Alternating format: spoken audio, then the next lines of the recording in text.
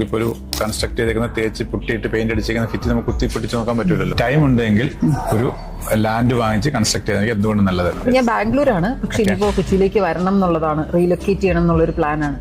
അപ്പൊ ഒരു കൺഫ്യൂഷൻ എന്താ വെച്ച് കഴിഞ്ഞാൽ പ്രോപ്പർട്ടി എടുത്ത് അവിടെ വീട് വെക്കണോ അതോ ഫ്ലാറ്റ് വാങ്ങിക്കണോ, അങ്ങനെ ഒരു കൺഫ്യൂഷനിലേക്കാണ്. പ്രോപ്പർട്ടി എടുത്ത് വീട് വെക്കുന്നത് കൂടാതെ പ്രീ ഓൺഡ് വീടുകളും ഉണ്ട്. അങ്ങനെ ചിന്തിക്കും 3 ഓപ്ഷൻ ഉണ്ട്.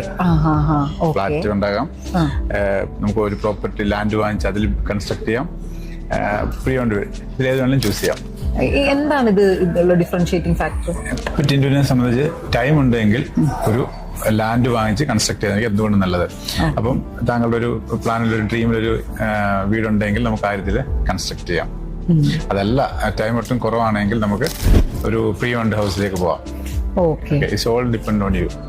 ഓക്കെ, അപ്പൊ ഇതിന്റെ ലീഗൽ ഫോർമാലിറ്റീസ് കാര്യങ്ങളൊക്കെ? ലീഗൽ ഫോർമാലിറ്റി ഒന്നും എല്ലാം സ്മൂത്ത് ആയിട്ട് നമുക്ക് കൈകാര്യം ചെയ്യാൻ പറ്റും. അതിലൊന്നും വലിയ പ്രശ്നങ്ങളില്ല. നമ്മുടെ ടൈമിലാണ് ഇതിലുള്ള ടൈം. നമുക്ക് നിങ്ങളൊരു പ്ലാൻ ഉണ്ടെങ്കിൽ, നിങ്ങളുടെ ഡ്രീം ഉണ്ടെങ്കിൽ നിങ്ങളൊരു ലാൻഡ് വാങ്ങിച്ച് ചെയ്യുന്നതായിരിക്കും എന്തുകൊണ്ട് പറ്റി. അപ്പം നിങ്ങൾക്ക് നിങ്ങളുടെ ഇഷ്ടത്തിനനുസരിച്ച് എല്ലാ കാര്യങ്ങളും കസ്റ്റമൈസ് ചെയ്യാം. നിങ്ങൾ ക്വാളിറ്റിയുള്ള പ്രോഡക്റ്റ് നമുക്ക് യൂസ് ചെയ്യാം. നിങ്ങൾക്ക് തന്നെ അറിയാമല്ലോ എന്തായിരിക്കും ചെയ്യാൻ പോകുന്നത്. ഫ്രം ദ ബിഗിനിങ് നിങ്ങൾ കാണുകയല്ലേ. അതാണ് ഏറ്റവും പ്രധാന വ്യത്യാസം. മറ്റേത് ഓഫ് കോഴ്സ് നമുക്ക് അതിൽ ട്രസ്റ്റബിൾ ആയിട്ടുള്ള പ്രീ ഓൺഡ് ഹൗസുകളുണ്ട്. പക്ഷെ നമുക്കിപ്പോ ഒരു കൺസ്ട്രക്ട് ചെയ്തേക്കുന്ന തേച്ച് പുട്ടിയിട്ട് പെയിന്റ് അടിച്ചേക്കുന്ന ഫിറ്റ് നമുക്ക് കുത്തി പൊട്ടിച്ച് നോക്കാൻ പറ്റില്ലല്ലോ.